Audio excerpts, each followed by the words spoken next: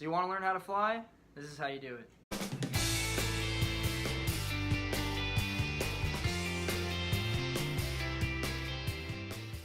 So what's going on, guys? It's Richie TV. Basically, I'm here with one of my flight school buddies, James Horn. So this is him. What's going on, guys?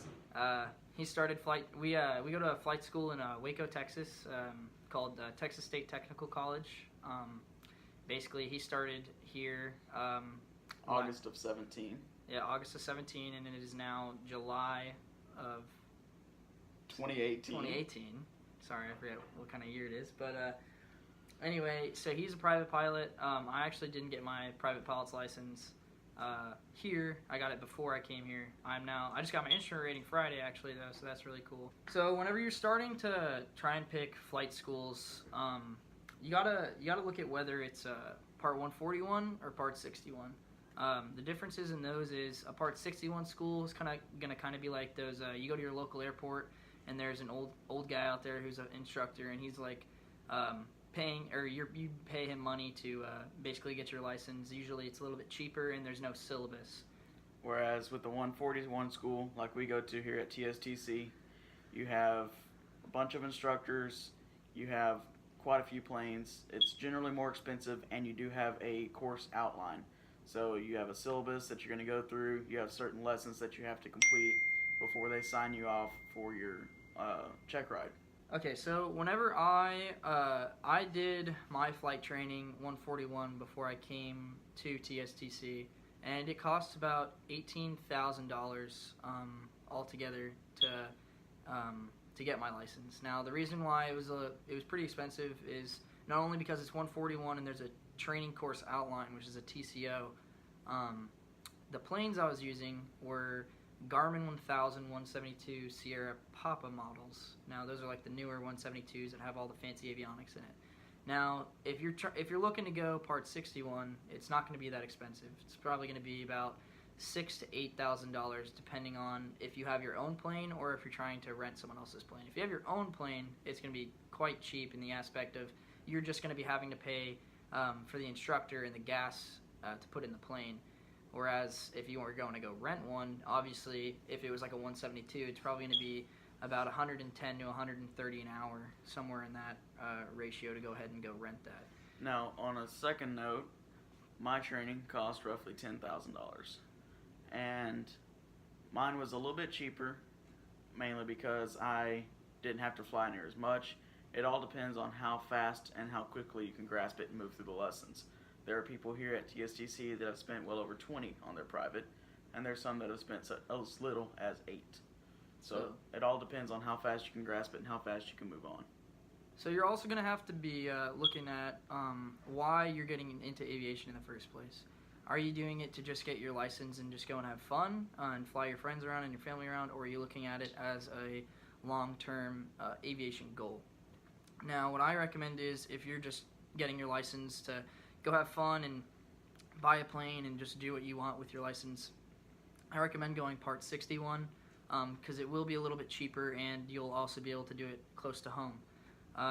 While as if you're trying to go commercial or get into the corporate world, I would say that you should go Part 141 because most of the time 141 schools are in affiliated colleges like Embry-Riddle, our school, TSTC, University of North Dakota, those kind of schools. So you'd also, while you're doing your flight training, be able to get a degree out of it and then later on go to the airlines. Also, if you do a 141 school trying to pursue your dreams to be a commercial or corporate pilot, then you get restricted minimums for your ATP, which is your airline transport pilot. And those minimums go down from 1,500 hours to 1,250 if you go to a 2-year college. If you go to a 4-year college, they go down to 1,000. So you got to take that into consideration as well. All right, so once you pick the right flight school, you're going to have to kind of dig into yourself, and you have to figure out if you're going to actually be able to put in the hard work and dedication it's going to take to actually get your private pilot's license. It's not like a driver's license where you just walk into the DMV and say, hey, I'm here for my driver's license, and it's just like a little drive around the park in a parallel parking spot. You know, it's not like that. You have to train. You have to take this thing called a written exam which is a 60-question test, basically for that certificate that you're trying to, certificate or rating that you're trying to acquire. So for private pilot, it's like symbology on maps, different kinds of airspaces, just general stuff like that. Basically, what they're trying to do and all the tests and everything that they give you is to make sure you're not going to go out there, get lost, run out of fuel, kill yourself, or kill somebody else. Because it is a serious thing when you're a mile or two in the sky, you lose an engine, whatever. It happens. It's happened to me. It's happened to him. Yeah. So you definitely have to. They're not trying to make stuff extremely difficult. They're just trying to everything with the government on the FAA aspect is to make sure that people are safe doing it. Because obviously a long time ago there wasn't a bunch of regulations and a lot of people died. Actually, like almost every single regulation in the FAR-AIM, which is the Federal Aviation Regulations, and the Aeronautical Information Manual, they're actually in one book. Most of those were written in blood, which means that someone died for that reg to be established. It may be written in ink in the book, but it is founded by somebody losing their life. Because of it, exactly. Because they used to not even have instrument ratings, and people would just fly in the clouds, and people started dying all the time, and the government started catching on, and they were like, hey, we should probably make something to where people should have to learn how to be able to fly in the clouds and navigate that way. So back to getting your license. There are minimums and things that you have to be trained on before you can even go up for your check ride. You have to have a minimum of 40 hours, and then you have to go up and do certain training maneuvers. Like there's things called steep turns, so you'll bank the plane over to 45 degrees and maintain altitude within 100 feet. And you'll do a full loop to the left and a full loop to the right. And you got to do ground reference maneuvers, making sure you can handle the airplane, and stalls, so that way you can recover from them. The main thing about stalls is you don't want to enter the stall. It's about avoiding the stall. Exactly. So yeah, like you said, 40 hours total time. Now that comes from you sitting in the plane. Now total time for a beginning pilot, it doesn't. You're only going to have total time in the same aircraft that you're flying. All the different sections in your logbook kind of become important whenever you're later on in your aviation career, because you'll have multi-engine time, single-engine C, single-engine land, multi-engine C time maybe even, and your total time is everything put together. So that's 40 hours of you just sitting in that 172 or Cherokee 140, whatever you're sitting in. Then I'll link the ACS, which is the Airman Certification Standards for private pilot, in the channel below. Now, before you get to go in to the airplane and prove that you can handle the flying aspect of the check ride, you're going to have to do an oral. So you'll sit on the ground with the check airman, and he'll grill you with some questions. He'll ask if you can understand all the weather products, the maps, your flight plans, because that's a big thing. And what else does he cover? Just stuff like requirements for day VFR, which is visual flight rules following, and night VFR. Just stuff like that. It's basically your written test, but an oral exam way of doing it, so you don't have multiple choice answers, or I call them multiple guess answers, basically. So it's a little bit harder, but if you know what you're doing, then it's not going to be that big of a deal.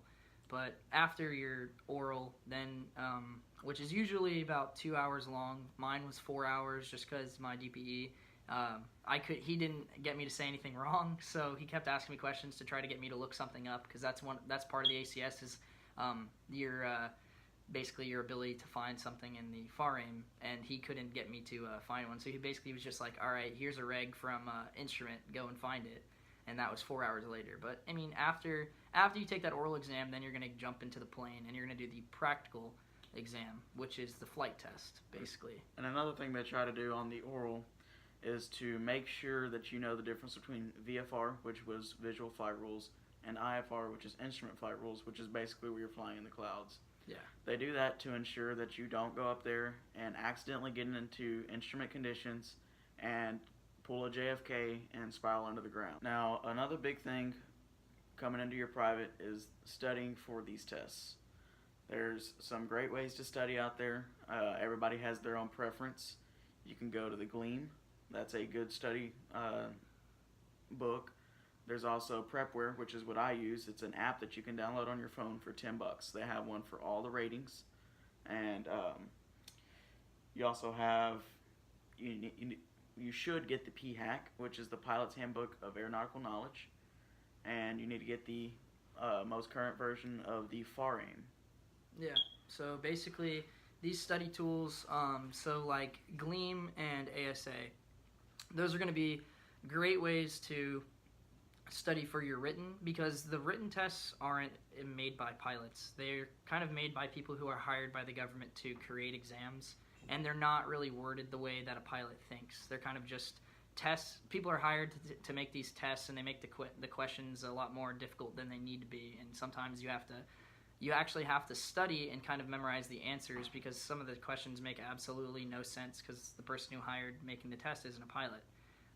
Then if you go into something like the PHAK, the AFH, or the FAR-AIM, that's going to be stuff that's going to help you more on your practical and your oral exam. PHAK, Pilot's Handbook of Aeronautical Knowledge. AFH is the Airplane Flying Handbook, and then the FAR-AIM is the Federal Aviation Regulations, and then the Airman's Information Manual in one book. And I'll link all these down in the channel, or not the channel, but the description box below. All right, so whenever you're going to the flight school, so say you've established all these things, you've been studying a little bit, and now you're actually going to want to start putting forth some of your hard-earned money into flight training.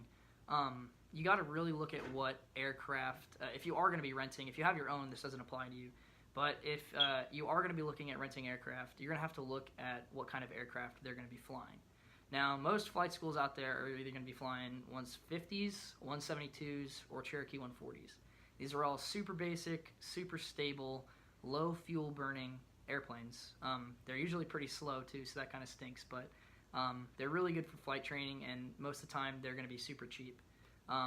So if you find a flight school, especially like one near you, and say that they're using like a Cherokee 6 or something a little more advanced than normal, like maybe I don't know, I've never seen a flight school using a Piper Meridian or a Piper Malibu, for example, but if they use that as their basic as their basic aircraft, it's going to be a lot of money to flight train, and if it's going to do the same thing as the end result, there's no reason for you to go out there and spend more money than you're actually going to have to in the long run. So another thing that comes into mind or comes into play when you're trying to pick the school with the best airplanes that are going to fit you is if they're flying the high performance airplanes with the fancy displays and all this other stuff, it's not going to be beneficial to you in the long run. You want to start off in something that's basic and slow, so that way you can learn how you're controlling the aircraft and how to manipulate the controls without putting yourself or your instructor or anybody in the ground in any danger. And when it comes to fancy displays, they will hurt you in the long run, because there's still planes out there that use the old steam gauges, which we call 6-pack. You have your airspeed, your attitude, altimeter, vertical speed indicator, your heading indicator, and then your turn coordinator.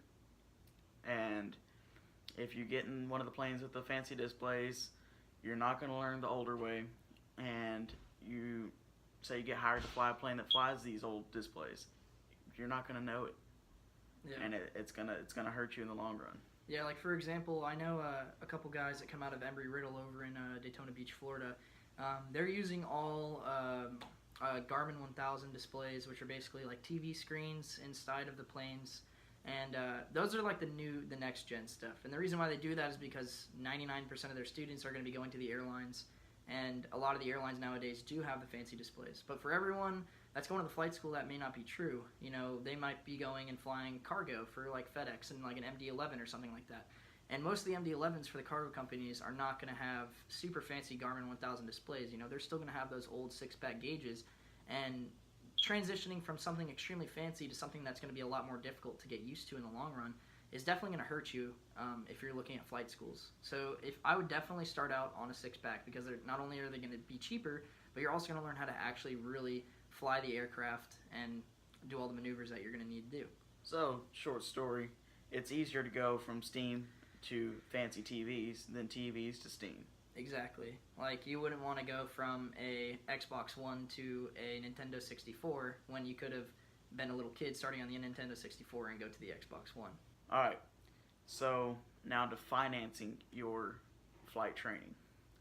There are several ways to do it. Some people have enough money stored up to do it, and some people don't.